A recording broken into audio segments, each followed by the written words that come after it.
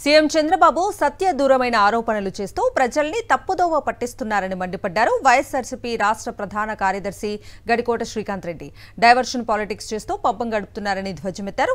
వైఎస్ఆర్సీపీ ప్రభుత్వం చేసిన అప్పులు 3.5 లక్షల కోట్లు మాత్రమేనని ఆర్థిక మంత్రి పయ్యావుల కేశవ్ రాతపూర్వకంగా ధృవీకరించారని వెల్లడించారు.